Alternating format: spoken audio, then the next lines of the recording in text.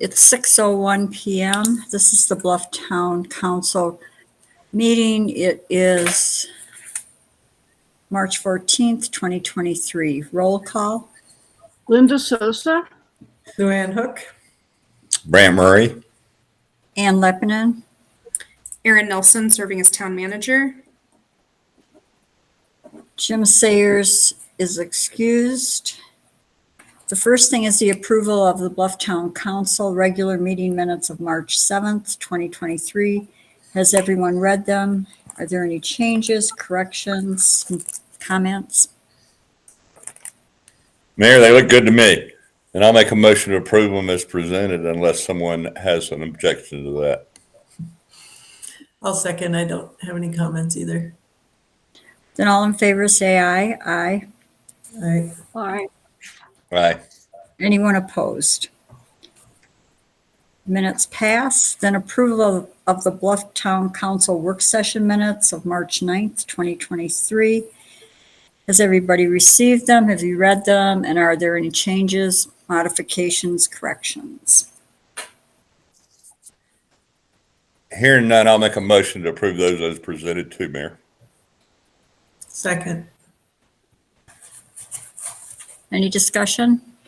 Then all in favor say aye. Aye. Aye. Aye. Anyone opposed? Aye. I didn't say aye. Anyone opposed? All right, 4 ayes.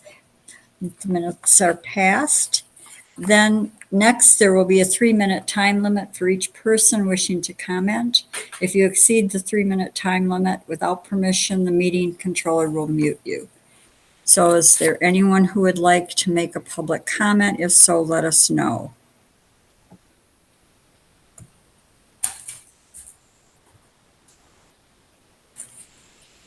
We'll give it a minute and see if anyone jumps on.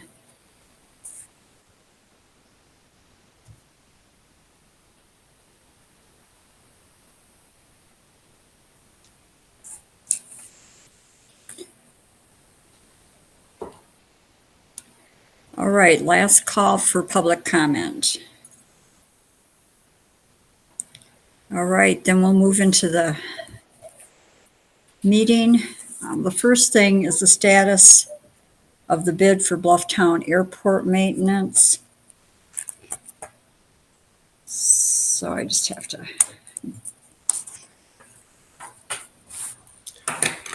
So right now, what we're doing is we're waiting for UDOT to approve the funding increase.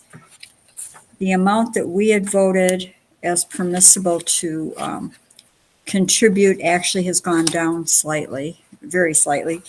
So if UDOT approves the increase, then everything should move forward.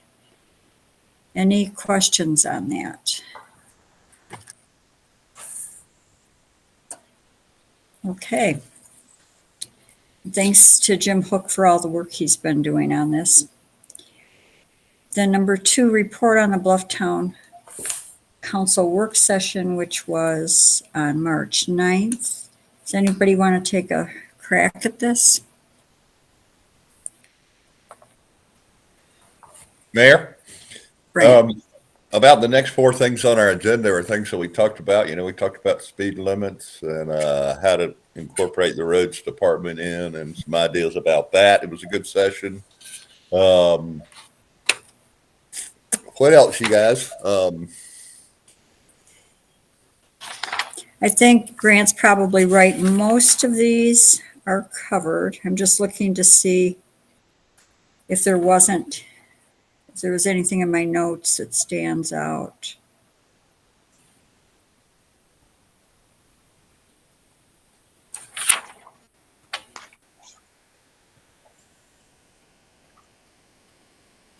I think there was a little bit of homework that needs to be done that we talked about on signage, like road signs, what colors and the size and placement. And I think that was something that needed to get done before we could actually do anything with signage or road signs. But I think that's pretty much it. Lou? Yeah, the speed limit part, there are some roads in town that people drive too fast, so it's gone back and forth on whether we put speed bumps in or if people will respect the speed limit signs. And out on the highway lets tourists know coming in that a speed is such, but a lot of times it's residents that just kind of know the road and are hurrying to get home and stuff. So that all is up there. We do have D that we need to make a decision on tonight. I don't know if you want it's votes on the other things, if there's anything else that's ready to make a vote on. But on D, on whether to hire an AV contractor to run the Bike Utah workshop. Yeah, let's hold on and have a discussion on A first, which is the discussion and a possible vote on setting speed limits in the town of Bluff and signage. I like the idea about having a sign at each end of town saying that unless it's posted otherwise, the speed limit in town is X. And the discussion that we'd had was where would we place signs if we placed them internally, and what was the speed limit? What's everybody's thinking on that? I think that would help on the edge of town, and we can attach it to a sign that's already there, I would hope. There's kind of a lot of signs already, but I like the 15 mile an hour seems to be plenty, but we may need to have a few people go out and see what the speed is that is comfortable. It's all basically neighborhood driveways more than long streets. It's like not the top, we talked about it's not the top Bluff Bench Road, and these are all just, a block or two long roads, so people need to be going pretty slow. I talked to, and Lou, earlier we talked about, I support 15 because I think people will drive 5 over and 20 is plenty in our residential districts. So I'll throw 15 out there as something I'd vote for. Is that a motion, Brant? Yes, ma'am, it is. Is there a second? Yeah, I'll second that, and then we can everybody be on the lookout around and make sure that's not too fast. I almost wonder if 10's better. So It's okay. I drove it the other day. It felt good. Coming by Tim's house, that's perfect on that little stretch. So okay. So all in favor of setting the speed limit internally at 15, say aye. Aye. Aye. Anyone opposed? Then I think what we could do is hold off on a discussion of internal signs until we see if setting some external signs help, and take a look at the actual road map when Michael Havocan gets back. Is everyone okay with doing it that way? Do it like a 2-step process, and then we'll get the speed bumps factored in as well. good. And we have to keep in mind Main Street with speed bumps and all the stuff too. So there's kind of 2 parallel paths running together. Okay. Then we talked about B, discussion and vote on creating a public works department versus a roads department, which is we actually have a roads committee right now. Are we ready to talk about making that a department, or do we want to hold off? I think it's a semantic thing to me. If we want to call it, go ahead and set up the roads department. We can set up public works when we get a second edition rather than encumber ourselves with setting up a bunch of layers here. If you guys want to set up a roads department, I think that's the simplest and a direct way to handle this. Dan, is that a motion? You're nodding your head. That is a motion. Is there a second? Second. I'll second that. Any further discussion? And I think the reason for designating it as a department versus a committee, it puts it directly under not having to do specific other bylaws and other hurdles. So all in favor, say aye. Aye. Aye. Aye. Anyone opposed? All right. And that's something I guess that is added to Aaron's list of homework, how to set up a department. Is that It's easy. I mean, that's something that Aaron and I can work on, but it's just. There'll be some stuff in Polaris that'll talk about some of that breakdown and all that stuff. That'll help us set it up, I think. And just for policy going forward to the next, council or whatever, the next department, so that everybody knows what they're doing. Well, most likely, we'll just take the resolution that we have for a roads committee and just change the wording and just use this, use an identical use a resolution that we've already written, just changing the phrasing of it, giving it a new number and making the other one obsolete. Then C, Aaron, this is on the phone carrier change. Are you ready for that yet? Do you have all your information, or do you want to hold off? So I received all the information today, so I can share what I have with you, but I do recognize that the council members didn't have it in front of them when the agenda packets came out. So we have two separate quotes. Each quote contains the upfront non-recurring charge of installation. And this installation would include making sure that all 3 offices have a phone line, as well as putting an emergency phone in the gym, which we identified as something that we thought was important for, after some incidents that have happened. So the upfront charge of like running new cable and for the phones, to get everything in would be $625. And so that's included on both. For the monthly charge, you have 2 options. The first option is a non-hosted phone system in which we get all of the equipment, and that's $70 a month. The other option would include the ability, and that's kind of like how to describe it, just kind of a basic. I would compare it to what we currently have. The next option is a hosted phone system where everything goes through Emory Telecom, and we have access to things like voice message to email and a phone tree and kind of that automated system, which would direct people as to which extension they want to go to. And that's only $87 a month. Wow. As a reminder, we're currently paying Frontier for one phone line, $147. So I think both options are great. I would personally recommend that we go with the hosted line, which has all the kind of bells and whistles and is able to route people where they need to go. I think for an additional $16 a month, it is well worth the charge. Now, I'll make a motion to do that. And Aaron, you got to make sure there's no dead ends in our system. I don't want to do like when I call some of these places and I go somewhere and we can't go out. But yeah, let's get that better system. $87 a month is my motion.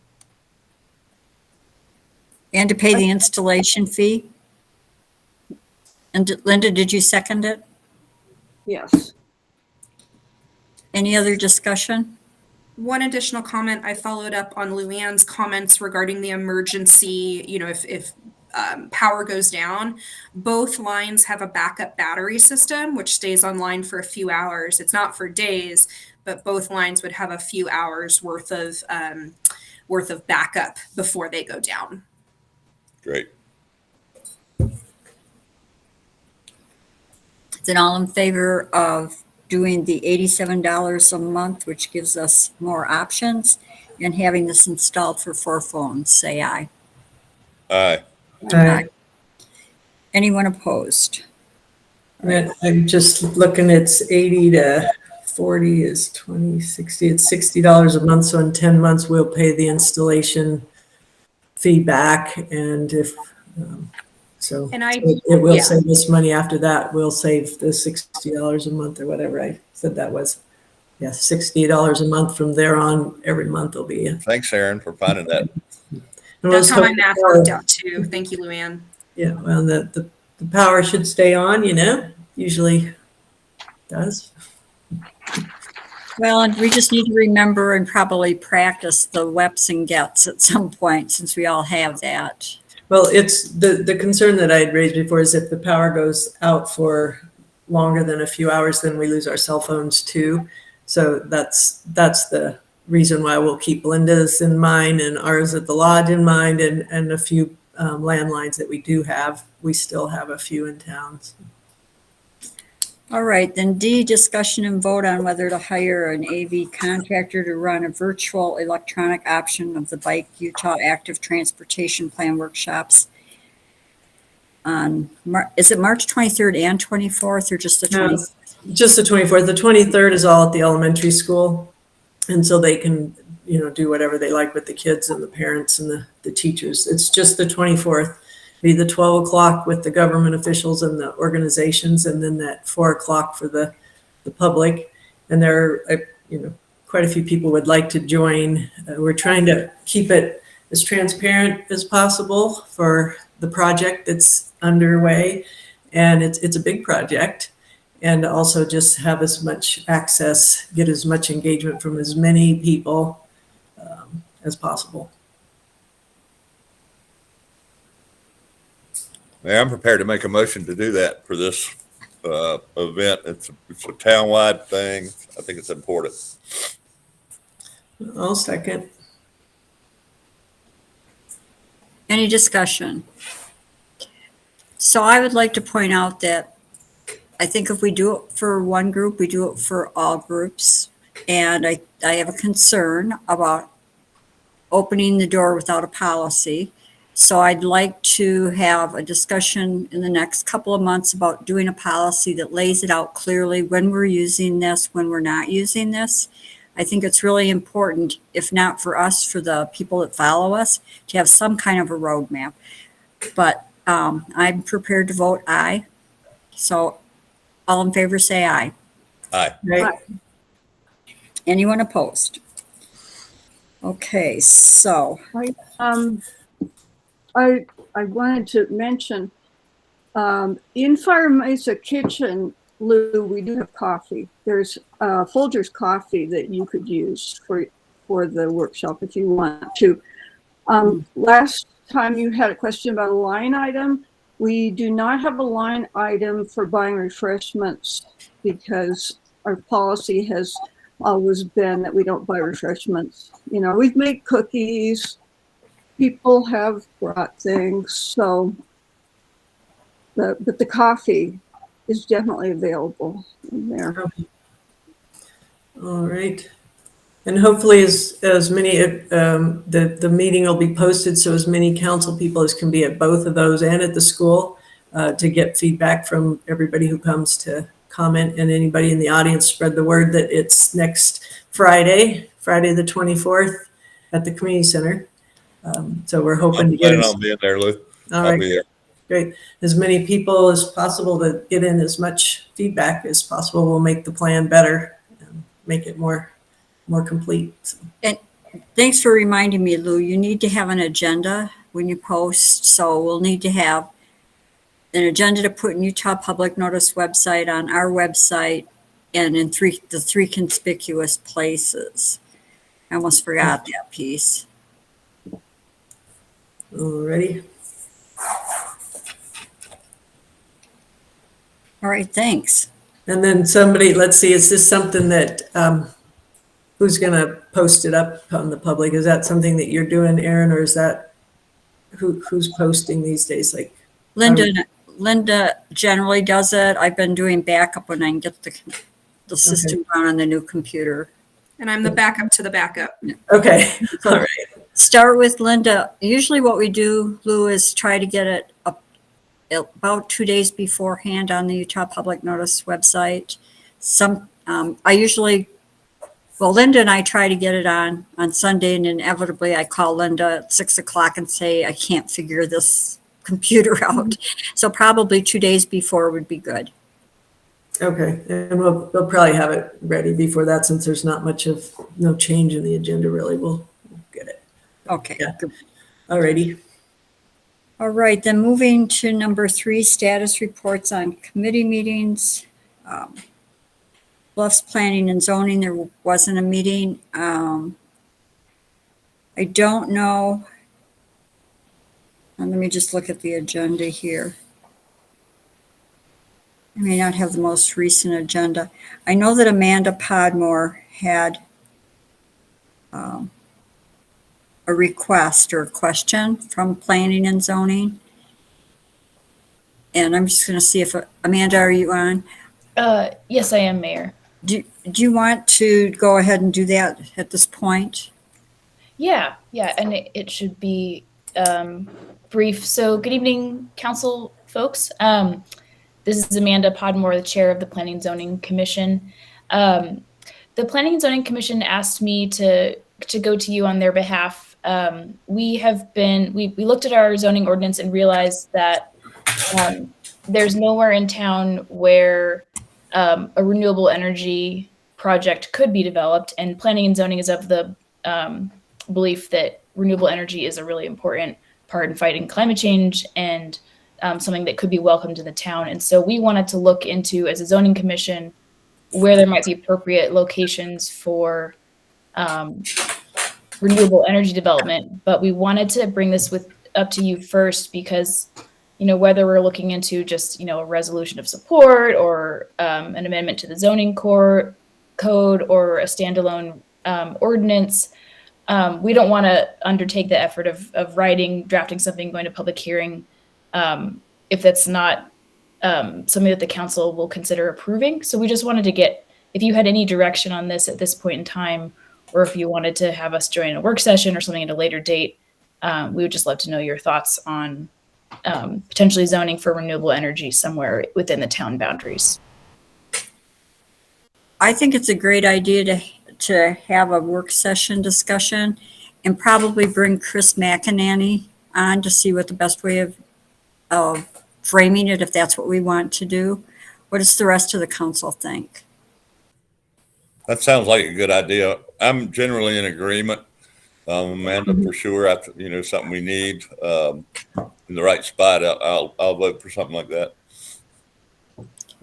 I did bring it up to the livability group the other day, and they all thought that was a good way to go too. Just the trying to keep the town sustainable. That would be an indicator that that's our effort.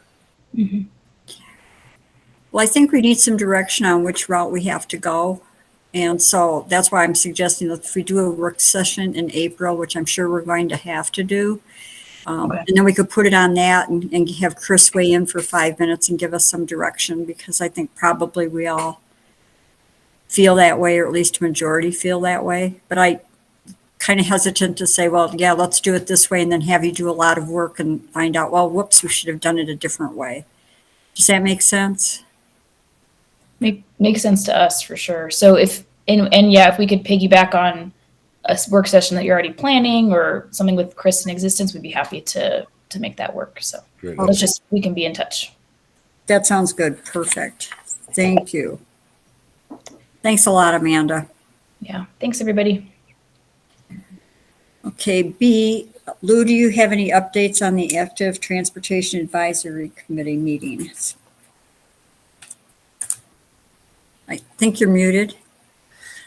Yeah, I don't really have any more updates other than what I just said for, everybody come and put their feedback in. And then after that, then Bike Utah will take that information and work on the active transportation plan. So that's what we're at That's right a now. week from this Thursday and Friday, right? Right. Yep. And so it's 23rd and 24th. right. And so that's really what we're working on now, is just making sure we're ready for that. And Molly's been in contact with Chris Wiltsey, who's the Bike Utah, and he's the coordinator of the workshops and knows what he wants in order to get the feedback. So we all just need to be there to give our input.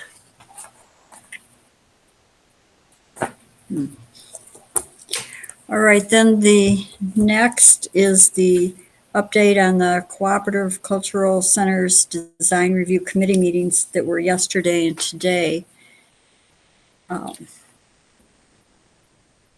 not sure where to start. I feel like there's no easy starting point. Well, what we did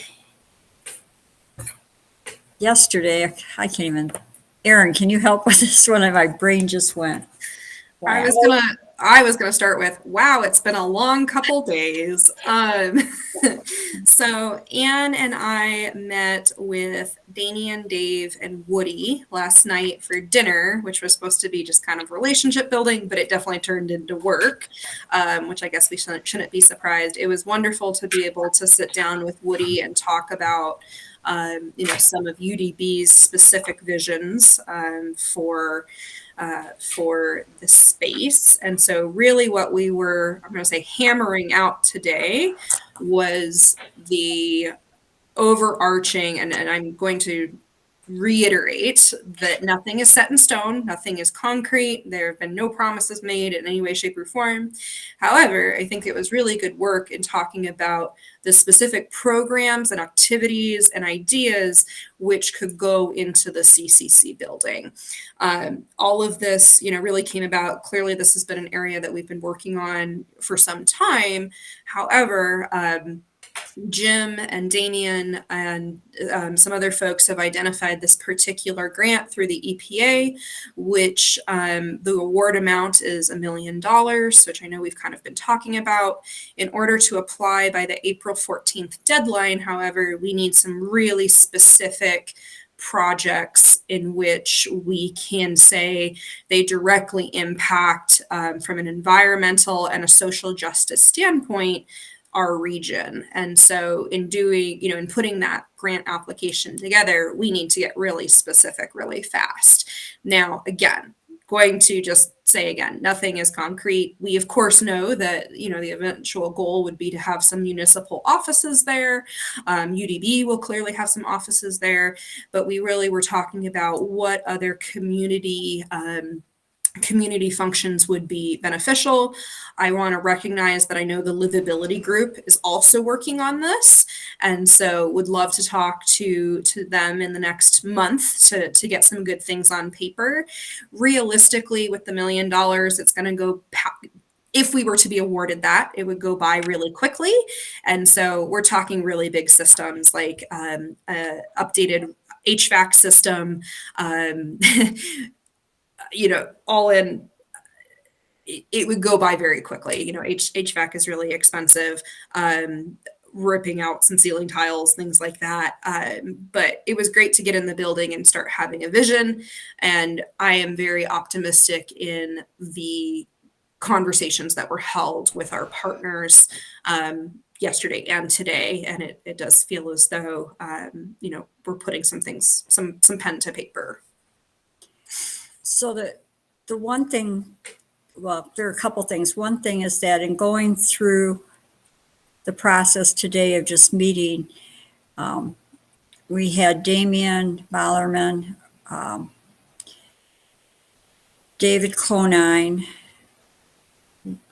James Van Reenen joined us for actually almost 3 hours to walk through with all of us to look at the building and talk about some current concerns. There's some leaks. There's some issues with the building that need to be fixed. There's a furnace that's not working that needs a part.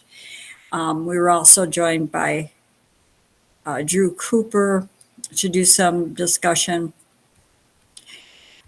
We had, help me with the name. We had Davis Filfred stopped in, and Norman, what's Norman's Layman. last name? Yeah. Thank you. And Davis's last name I didn't catch. Like Mr. Davis was his first name, but I didn't catch his last name. So what I want to reiterate what Aaron's saying, there's nothing set in stone. What we're trying to do primarily is not so much sort out the building as figure out what the big asks are that we can get from this grant to get the building rehabbing started. And that's about $400,000 for the HVAC, about $250,000 for the insulation, which would be exterior insulation that would have some kind of design covering thing on it. There's about 125 to kind of do some outside work on the grounds to meet the terms of the grant, which would be taking out some of the asphalt to cool it down. The insulation factors into that. And then along with the fire suppression, maybe moving up ahead of the fire suppression work, not the fund, collecting the funds, but the actual fire suppression work would be moving or removing the ceiling tiles. And so there are tiles in most of the rooms that are lower. And if those were taken out, that would open up that space.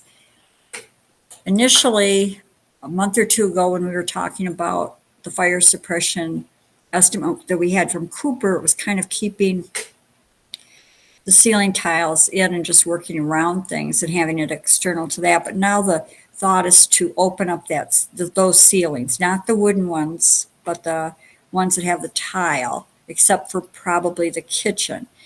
And so making that a priority and trying to figure out what the cost factor for that would be and where we get the money to pay for that in order to get the fire suppression done. So there was a lot of really good ideas and information that we were able to share and get out there.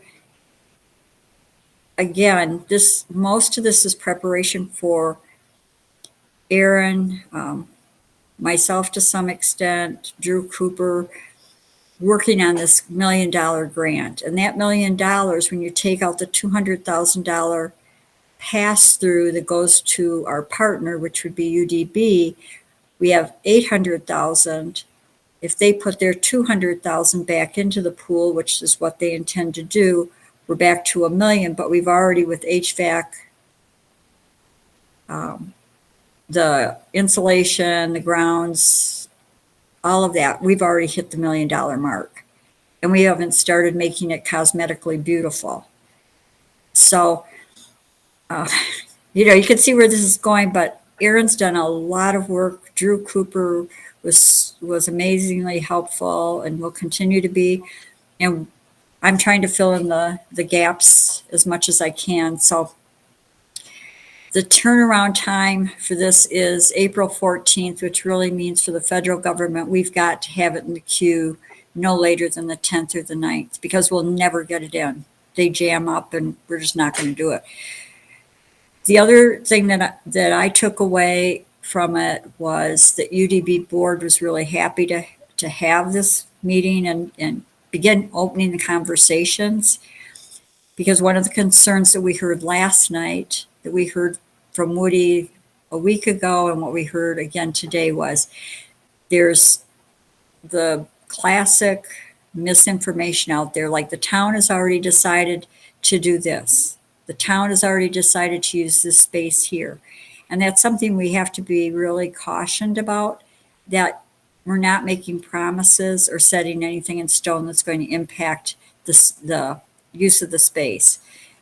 Because as we found out today, walking through, we may be needing to do a little more reconfiguring, us giving up a little bit of our space for UDB to take it, and vice versa, UDB giving up a little bit of theirs for us to take it, because of the layout of possibly doing something like a daycare center. So I think that really covers a lot of what we did.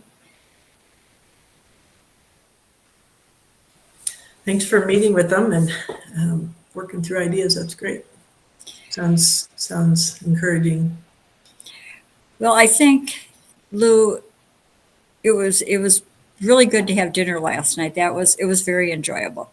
But it also opened up a little bit, knowing more of what our personalities are like, and then being able today to brainstorm with stuff, because this grant is really important, and it's one of the very few that as a municipal entity and a nonprofit we can apply for jointly. And so it's just going to be that the timing isn't perfect and the amount of time we have to do it isn't perfect, but it was a very good start that Aaron had when we went into this yesterday and today. So thank you, Aaron. It's a lot. We'll get it done. And no, Ann, I really do want to, just take away that I appreciate the open communication. I think when we think of a partnership, there will I think there are still a lot of questions as to exactly what that looks like, but I felt more optimistic than I have in a long time after the discussions today and yesterday. Still a lot of work to be done. There's a lot of work in it. Tearing out that ceiling is probably one of the first things we're going to have to come to a vote on our next meeting. Do we take that ceiling out? They're going to take it back to their board, but I'm sure they're going to vote to take it out. It really opens up that space. And makes it easier, they think, to put the fire suppression in. So stay tuned. Any other questions or comments? All right, then moving to D and E, I think we can kind of combine discussion on this. Bluff Solar Eclipse Planning Committee meeting where we're at, and then the Communications Planning Committee meeting for Bluff. Erin, do you want to give a summary of where we're at on those? Oh, I was just going to say we have our big team meeting tomorrow at 10 a.m. for the Solar Eclipse Planning Committee. We'll receive a full update on the communication plan, which will include information regarding how we are going to message the visitors, but also the visited. And so I think the town can expect, I'm not going to assign a specific deadline, but I just wanted to let people know that the subcommittee who's working on communication is definitely working to get information out to the general public. There are definitely things that we can start doing and start planning for right now. But it seems to me to be very comprehensive. And so we'll get that full update tomorrow at 10 a.m. and have some good stuff for our first meeting in April to report back to you all.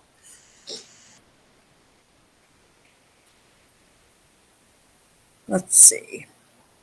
Yeah, I think that we're moving along. We're like I said before, our committees are meeting, our subcommittees are meeting, and making a fair amount of progress, actually quite a bit of progress. And the county's meeting is the end of this month. So we'll get an update from the county, and by our first meeting in April, we should be able to lay out a little more detail on all of our committees and then where the county's at.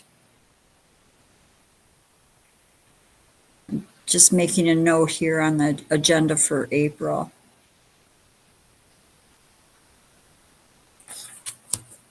Anything else on those two?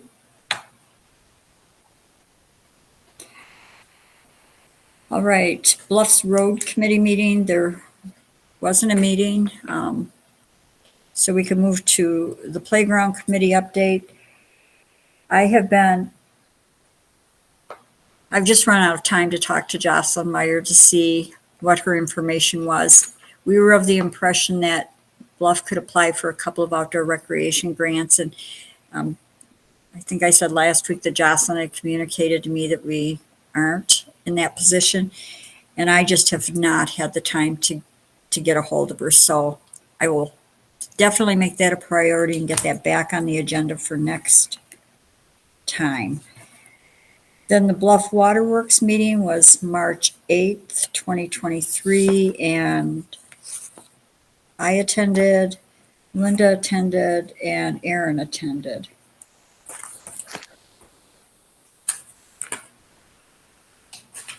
I don't recall any surprises from that. Everything seems to be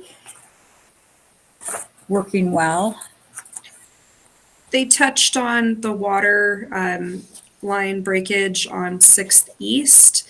And I know, there were definitely some folks who were impacted by that, but they talked about it's a pretty old system.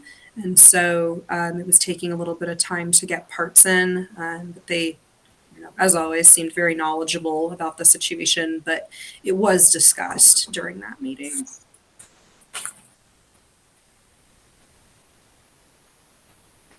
Oh, the other thing is that the annual report is due to DWQ on the 31st of March, and it's ready to go. So I think if I recall the process correctly, when they send the report in to DWQ, then we get in that little teeny tiny font on the back of your bill, the report. And I know that there's a way we can blow it up, and I think we've done it 1 year. So when we get the water bills, and when that's on it, I'll see if we can get a larger version to be able to post and circulate to folks. Anything further on water? Or at least on that piece of the water? Update on strategic planning and committee work. Aaron? So each of the initiative teams are meeting weekly or just about weekly. As can be expected, we're all in kind of different spots in terms of, what's on paper, or some of them are still in the conceptual phases of, how we really want to boil down to getting the deliverables written up. But I have a check-in with Julie on Friday to kind of provide her an update and get some more direction as to the specifics regarding, the financial piece that we need to include for the deliverables. I'm also hoping that we can coordinate between the three initiative teams in order to make sure that our core focus areas are aligned and not too much overlapping. I know my the mindful growth committee that I'm helping chair might have a little bit of overlap with livability. So we'll coordinate between all the chairs to make sure that we're not creating too much work for anyone. I will absolutely say that it is a lot of work, and I really appreciate all the time that people are putting towards this. We have really brought in a lot of people from the community. I know my groups, as we are drilling down, we're now saying, oh, we actually need to bring in this person and we need to bring in this person. So I certainly appreciate the time and effort that this has been. I know when we set out on this mission in November, December, we knew it was going to be a lot of work, but this really is when the work is happening. So a huge thank you to everyone who is chairing those committees and, who's bringing the plan to life. I'll just keep reiterating our big group meeting will be on April 27th. And we have a lot of work ahead before we get to that. So any questions?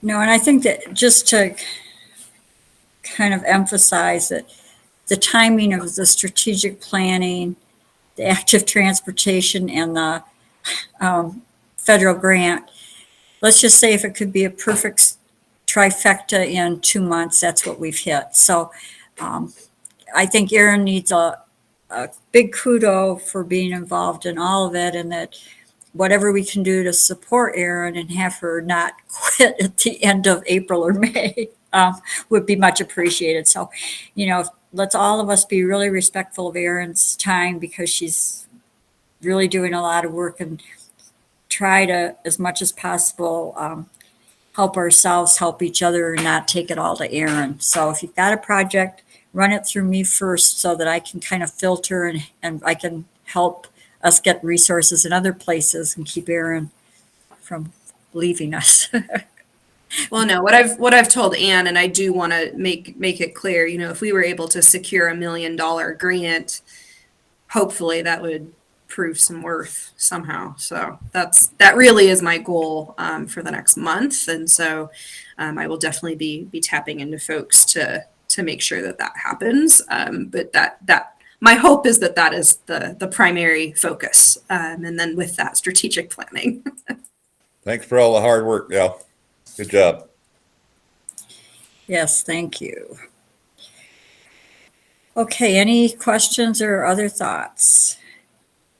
Well, let's move to number 5, update on Sunrise Engineering's change applications matrix and map.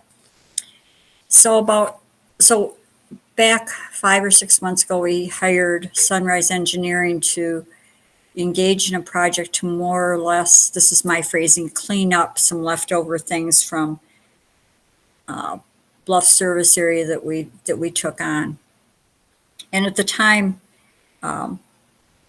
it was a good plan. However, we received part of the work that they were doing on a monthly basis, and then this last month we had a longer, more detailed report. And So we met with, Aaron and I met with Marks Powell because I don't understand enough about water and water rights to be sure that we're on the right track. So before anything went to the state and was finalized, or before we approved anything to send to the state to finalize, wanted to get a second set of eyes. And pretty much the bottom line was stop. So I have paused Sunrise Engineering, Ken Tuttle. I notified him by email and verified it today that they are to stop work, to not submit anything to the state. Because I think we need to sit down and have a pretty thorough discussion, because if we do this, it is possible that what we are doing with Sunrise would change our dates of, and They're the priority dates. priority dates to a 2023 date versus a 1980, whatever it is. 76. 70. And so we don't want to do that. That much was clear. And Marks was very thorough, spent a lot of time going over this. So we've paused that.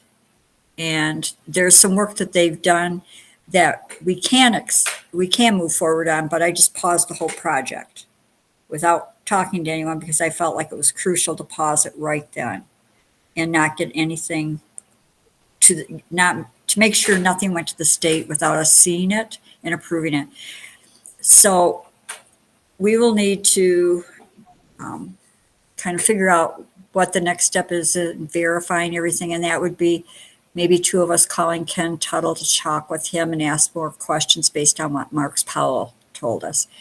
But I really think that was the best route to go, and then put it back on the agenda to talk about in full, and maybe have Ken Tuttle on the meeting to talk with us, and so we can all ask him questions. Thank you, Mayor. Good job. Well, as we all know, water is really important, and water rights are important. And with the state doing the adjudications, we don't want to do something that would be harmful. And we also had a good discussion with Marks again about moving the two entities together to form the water department, and how that's going to look and how we do that. And so nothing specific, just again, he reaffirmed that, yes, that is the goal of all this. So I appreciated that we appreciated he took the time to meet with us, and was very thorough, and we'll just get more information and then put it on with Ken Tuttle being invited to answer questions. Any thoughts, questions? What was that first date that they're based on now? 19 something. Let me just look. I've got my notes right here.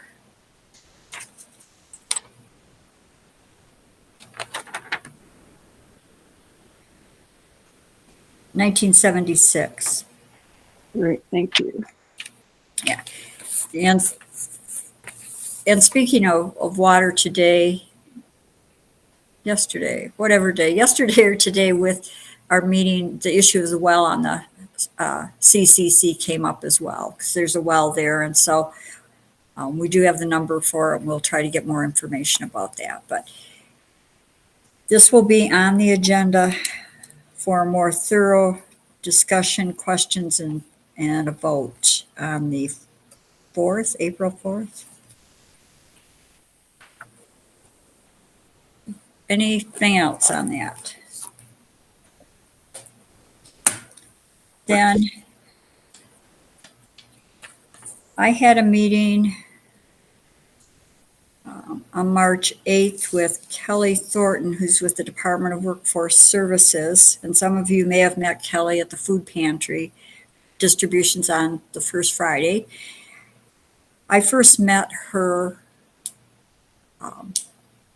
in the San Juan County meetings for homelessness, unsheltered issues. And so she has our regional area. So we talked about what the Department of Workforce might need. So it was Jenny Burns, myself, and Kelly.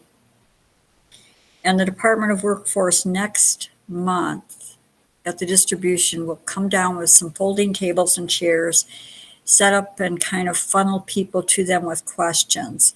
And what their goal is, they'd like to be down here 1, if not 2 days a month, providing workforce information.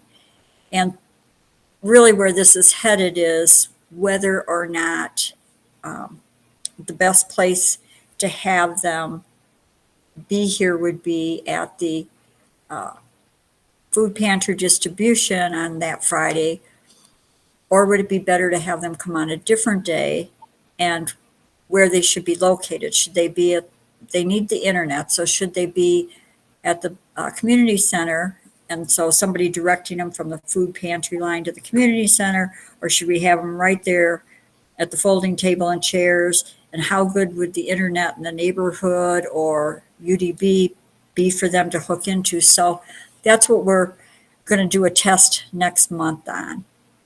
But I want you all to be thinking about where we might be able to provide some space right now in the interim. And my thought would be, since the office clerk, Kathy Carson, and I are in and out, and mostly I'm out of the office space, that might be a good use for a half a day for someone once a month in that space. But we're not ready to make that recommendation yet. Any questions?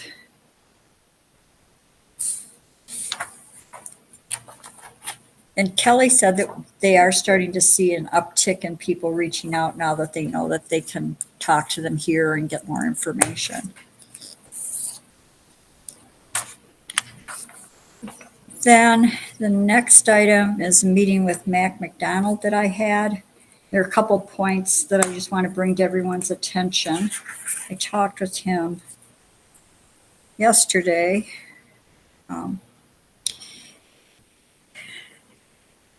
If everyone thinks back to about 9 months ago, I brought to the attention of the council that we received a bill for the 2019 election costs along with the 2021. And, you know, that's 2019 is a while ago, and I did not request anybody to vote to pay for those because I wanted more information. And in the last 9 months, the changing of job duties up in San Juan County, in the elections department, it would get assigned to one person to meet with me, and then that person would get reassigned somewhere, and then I got reassigned again. And finally, it landed on Mac's desk. And so Mac McDonald and I talked about it. And I went back today and looked at some archived records. He's doing the same, but when we incorporated in 2018, the election that we had gets picked up by the lieutenant governor's office or the county. We don't pay for that. But in 2019, that election coverage was getting us all elected. And then 2021 was the re-elections for training. Yeah. So there was another election. The 2021, I don't really have any questions about, but I'm not going to recommend we pay it till we see the 2019, because what we were told by Kelly Pearson was that the cost would be about $1,000, and it's like $3,300. And we didn't have a written agreement with them because the written agreement, I said Kelly Pearson, but it was John David Nielsen. The written agreement came to us with a different entity's name in it, with information that wasn't about us. The fee was off. And so I sent it back to John David and asked for a corrected agreement, and we never received one. We didn't get one until Mac McDonald came on board. So before we have the next election, which will be a little while, I wanted to get this straightened out. So I wanted to let you know that that's in the works. And then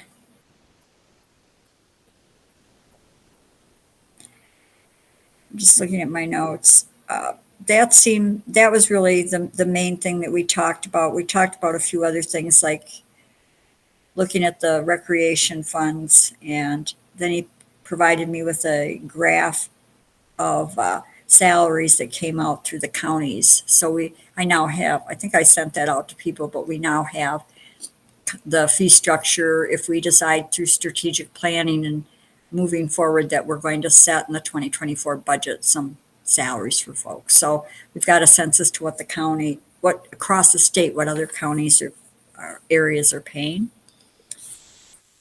Any thoughts or questions about Mac's conversation? Mayor, those wage comparisons are real handy for workforce, for retention and stuff. So it's great they're sharing those numbers. Yeah. It was interesting. And, so I'm hoping to clear up some of these cloudy things that have been sitting and we haven't gotten to. Any other comments or thoughts? Well, you can tell when I went through this agenda that there were pieces that slipped my brain. 8, report on San Juan County housing. I'm not sure what I meant, but I think I know. There was a housing meeting, sustainability study meeting last week, and it was on Friday. We were going to go up to it because it was in person. It was also virtual, but the weather was not pleasant. And so Aaron and I opted to not go up there. There were about, from what I could tell, because it was rather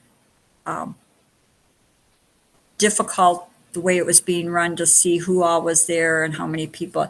But it looked to me from the discussion about 25 people from within the county to talk about what a countywide feasibility study for housing would look like. And there was Molly Schmidt went in person, Adrian Caesar was on the phone.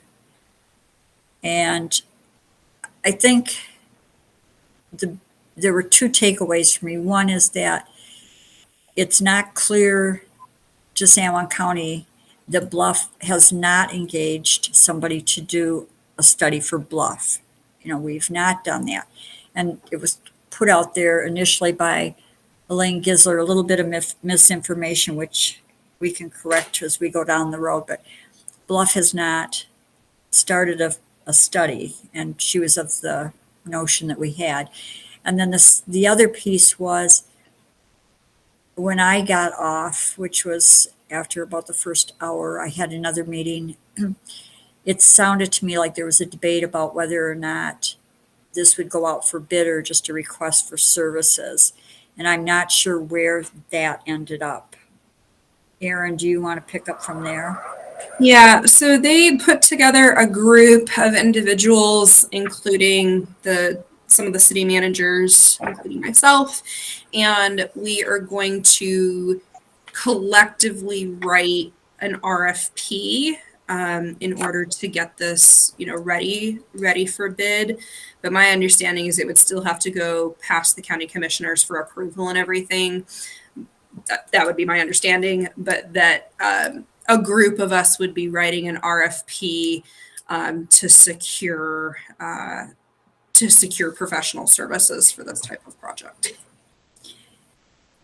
And again, it's not something that the town has decided to jump into. I think it'll be at the point that we know exactly what the county is proposing.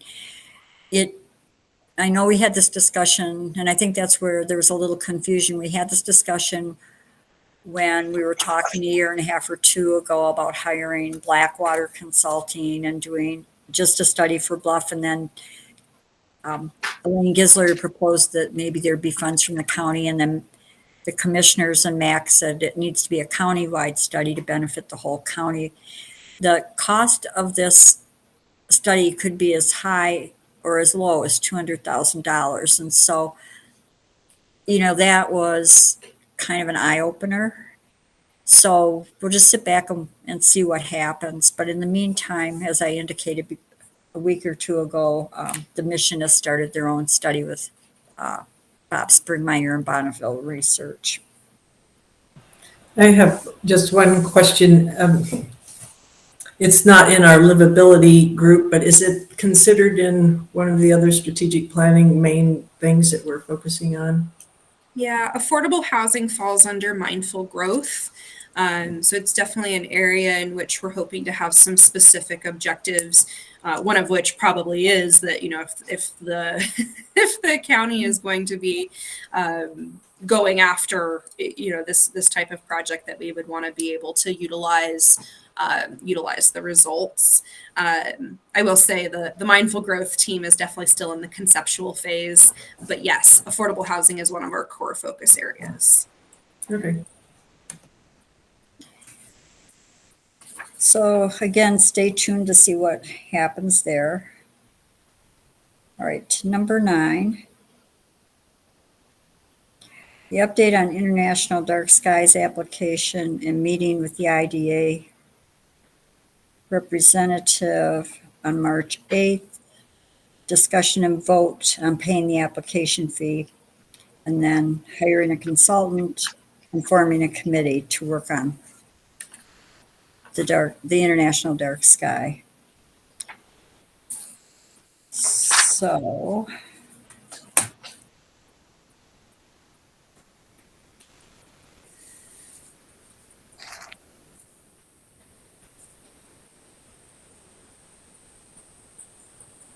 we met with Amber Harrison, who's a woman that's assigned to us through the application process for International Dark Sky designation. And it's very helpful that we already have our ordinance written. She was very complimentary of Dr. Barentine and his work. And so one thing that we could do to lock us into this present criteria, which I think is 2008 criteria, in order to lock us in, we could pay the application fee. And that's as simple as that, pay the application fee, which I'm thinking was $250, but it was a reasonable amount. That sounds accurate. I think it's 200. Mayor, I'll make a motion that we pay that application fee.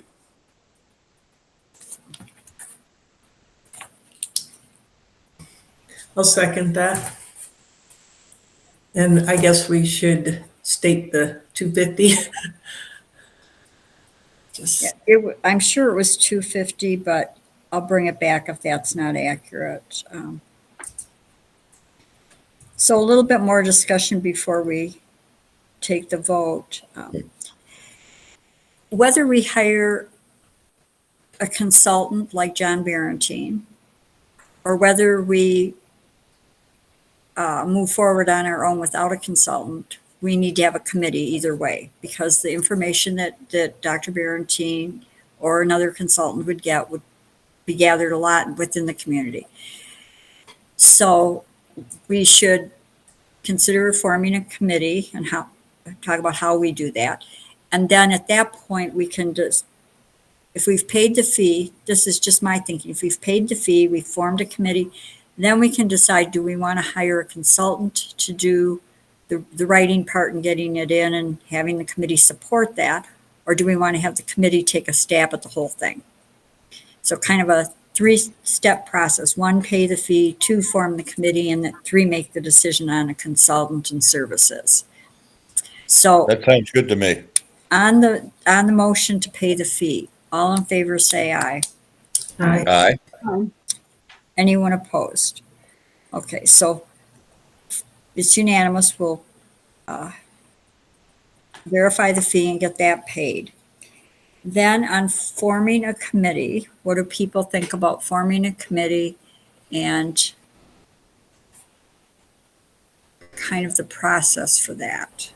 It sounds like to me that this committee would be responding to a consultant if we hired a consultant or doing all the work. Is that a fair way to put that? That's correct. And so let me just throw out an idea. If we lock in by paying the application fee, we could not jam ourselves up in March and April and look at the committee piece in May and how we form it. By then, we'll have wrapped up most of strategic planning. We'll have gotten our grant, hopefully, in to the EPA. I don't see any downside to waiting until May to do this. Thoughts, anybody? That makes a lot of sense. And do you need a motion to do that, or are you just going to execute it according to this timeline? Well, we could just have a consensus to agree to talk about this in May. Or somebody can make a motion to do it right now. Let's talk about it in May. Yeah, that's fine with me too. And in May, we can focus on it. And that was my concern too, is that we're doing the strategic planning, and I hate to bump ahead of what these groups are trying to coordinate and plan with our planners, so that we'll have a little more information, and then we can see how much can get done. But go ahead and do the fee now. Yeah. Yeah, and there's more to the designation piece for the dark sky committee. They need to identify, lights that need changed. We need to have somebody work on the buildings, our own buildings. So I think that all falls in a committee.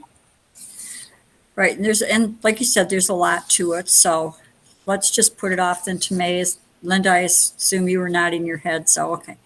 Then Right. I will put it on my calendar for May. And then anybody listening that has an interest or that hears of people interested, we can kind of be thinking of who would be on that committee when it comes time. Yep. Okay, the number 10, report on San Juan County Economic Development, the grant awards. Linda? So economic development met, I guess about 2 weeks ago now, to go over all the applications. We had 43 applications this year. We awarded 28 of them. Last year, we only awarded 12. The highest amount that we awarded this year were 13,000. I think there were 2 or 3 that were 13,000. And our focus was things that provide growth, so that more funds will go into the TRT taxes. And so we were looking at growth, things that, especially things with restaurants and motel rooms each. So we decided several weeks ago, and then Elaine Gisler takes what we have to the commissioners and they have to approve it. And so that happened. People got their emails letting them know if they had received an award or not. Each county in the state gets $200,000 to do this, or to do what they choose with it. And so what we did was, the total for this was $184,000. And so Elaine Gisler is going to try to talk to the state this year to see if we can get more funds, because we have a different need than the cities do. And it's just really, it's harder in a rural area. So that's her goal, to try and get them to give counties like us more than 200,000. But so anyway, we've completed it. Thanks, Linda. That's one of the governor's initiatives, is to move more money to rural communities. And so one of the things that changed this year was the percentage of match that a rural community in a underserved area can apply for or can get. So our match is not the 50% or 40% like it's been in the past with some grants. It's been reduced to 20% for most of the things that apply to rural. Any thoughts or questions? Thanks, Linda. I know that was a lot of work. Thank you, Linda. Well, so number 11, request by Right On Q LLP doing business as Canyon Smokehouse for local consent for a beer-only restaurant, and that's Jacob Nelson and Aaron Nelson. And it's on for a vote. Do you want to take it away, Aaron and Jacob? Sure, I'll take it. Thank you for your time. I think I've met all of the council, but for those who don't know who are on the call, I am Jacob Nelson. My wife and I are working on Open Canyon Smokehouse. We are looking to get a liquor license, specifically a beer permit from the state. Pursuant to that, we need a written okay from the town council and specifically Ann, I believe, who has a letter that Aaron has forwarded to her. And we just need your guys' permission to go ahead and request a beer permit from the state. If there's Mayor? any questions, I'm happy to answer. Welcome, Jacob. Yeah, thank you. Is this a certificate of convenience? Is that what they call this little letter, or is that just a recommendation? So what it's called is, I don't think I can hold it up, beer-only restaurant license, local consent. Yeah. So if we vote to grant local consent, then this business would be able to sell beer on the premises. If we don't vote, then my understanding is the Department of Alcoholic Beverages would not issue a license. They're required to have local consent. Thank you. I'd like to make a motion that we move forward with this and grant that. And I will second it, but I also have a comment that it's different than the last time that we had one come before us, in that this is all served with food. It's part of a restaurant operation, which is an important distinction on the consent. Thanks, Lou, for making that distinction. That's correct. The other was essentially a bar where people under the age of 21 could not come in. And so we have a motion. All in favor, say aye. Aye. Aye. I'm Anyone opposed? Aye. I didn't say aye again. Aye. Okay. Anyone opposed? All right. 4 ayes. It's unanimous. I will sign it and make it available to Aaron and Jacob Nelson. And congratulations and thank you so much for coming to Bluff to do this. We're excited for you guys being in the community with this. Thank you to the council. We appreciate your time. Well, just get ready for the lines lining up. I hate to tell you, people are really excited. So We're trying to get open as quick as possible. We've had a few setbacks, but hopefully before the end of the month, fingers crossed. well, Jacob, this wouldn't be Bluff if you didn't have a few setbacks. It's the restaurant industry if you didn't have a few setbacks, so I know how it goes. Great. Thanks for your time. All right. Thank you. so can I get a copy of that form? Sure. I will get a copy and put it on your desk. Great, thank you. Yes. All right. Number 12 is a request by Bears Ears Partnership for use of outdoor space for our night sky program on October 13th, 2023. I don't know if Sarah Barak is on, but what the request was that was made was whether or not Bears Ears Partnership could use outdoor space to do a night sky program the night before the annular solar eclipse on the 14th. And they would be happy with either the community center outdoors or the CCC outdoors. So does anybody have discussion or thoughts on that?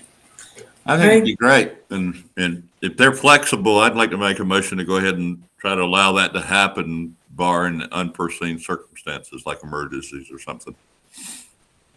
And I think it's a great idea too. And we talked about that in the work session, I guess, that it's prior to the eclipse. And so it's all the people who are interested in solar things. And, you know, so it ties right into the idea, and it also puts some attention onto our dark sky ordinance. So Aaron, oh, go ahead, Linda. So it occurred to me, I realize this is a dark sky night, when I've been to the star parties, it is really, really dark, and the locals know, how to walk around there. There should be many, many people up there. That kind of concerns me. The other thing that concerns me is we could need it to stage something. We don't know this far out.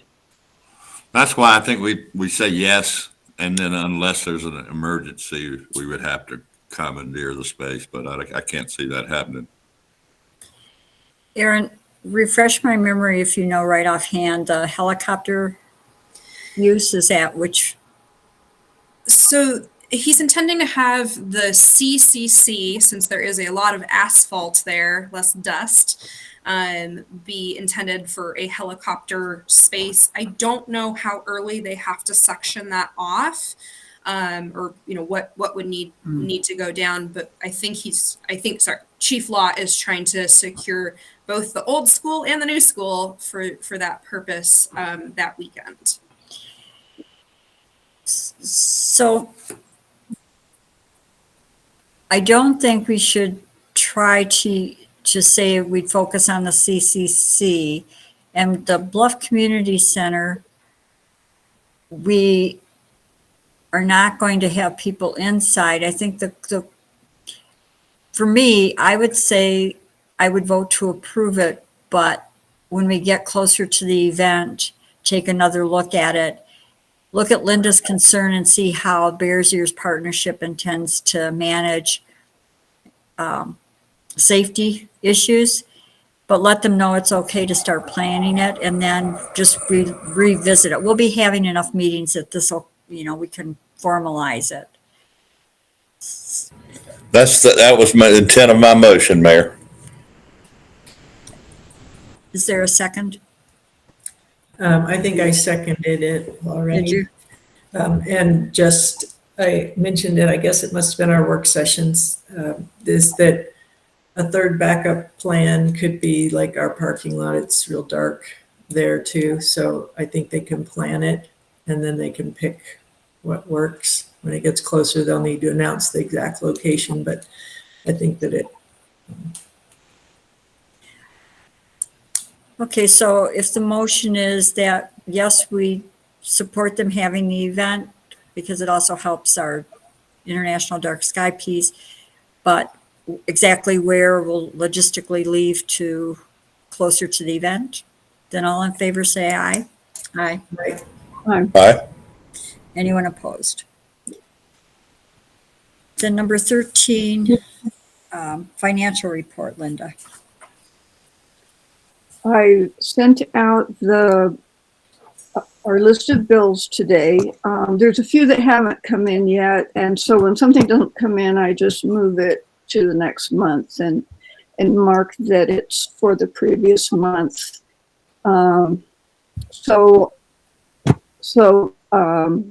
Basically, I just need approval. Okay. I'll make a motion to approve to pay those bills as Linda listed. I'll second, but I have a question about the one piece that was removed. Did we already pay that for the CalGuard or? No, that just came in, and it came in today. Actually, 5 bills came in today, which is why I kind of wait until the day before, or wait until the mail is out on the day of our meeting. So we just took that one off because we had a question about it. And that was going to be my comment, Lou. Based on some previous conversations that I've had with Helgerson property, I want to question a couple of the charges on the cattle guard. Certainly not on the labor. The labor was more than reasonable, but I just saw it today at the end of the day, and trust me, my brain is gone. So I wasn't going to try to talk about it today. So I asked Linda to take that off. It's just, I'm glad he got the bill in, but it's, I feel like we've not paid him for quite a long time here. So, and I know we have to get a bill first, but anyway. But yeah, thanks. Let's just get him. Well, I might as well just say what it is. There's an $800 fee for equipment. And That's cheap. well, I want to follow up on the conversations I've had with him. The Okay. labor was more than reasonable. I'm not questioning the labor, but we just got it today, I guess. Okay. So, Okay. Well, when if you look at the comparison of having somebody have to bring equipment in, you eat that much money up in just transporting a machine here in order to get the work done. So that's a real reasonable cost in my estimation, but that's fine. I just was curious why it came off. So. okay. So the other things I want to draw everyone's attention to, the town of Bluff isn't a bill that's being paid for the $79,450. It was just transferred. So that's a transfer. That's not a payment. So any other discussion? Then all in favor, I almost said flavor. All in favor, say aye. Aye. Aye. Anyone opposed? All right, then we have other, I'm just going to throw this out for everybody's thought. We've received 2 emails, one from Tammy Gallegos up at the San Juan County, who is the emergency manager, and then Governor Cox today. The concern in Utah is the amount of snow, yay, the amount of snow. The downside is flooding. And so we've been asked as a community to respond to, not only do we think we are in a position of being flooded, which I don't think we have that risk unless something happens that I'm not thinking about. But the bigger question that I need folks to think about is, what's our plan? We need to have a plan if we are flooded. They're asking us all to come up with a plan. So give it some thought. I'll probably reach out to everybody individually so that I can respond. Those of you who've lived here longer than I have, give it some thought as to where, if the snow melts quickly and we get a heavy storm, where we could be vulnerable. So we can't vote on anything, but I don't want to wait until the 4th to get a response back. Anything else from anyone? That would be something to, I think, defer to the fire department, because that in the past they've got sandbags and whatnot there, and that's kind of an emergency response. I can talk to Chief Lott. That's a good suggestion. Any other? Motion to adjourn, Mayor. Thanks for the hard work, everybody. It's Pi Day today, 3/14. Yes. For today, Linda. Thank you. And then also that we don't have a meeting next week. Correct. We've canceled that. I'll get that posted. It's 7:23. Is there a second? Second. All in favor, say aye. Aye. Aye. Aye. Anyone opposed? All right, everyone. Thank you. Have a Thanks, good night. everybody. Yeah, thank Great you. audience tonight with our folks in town.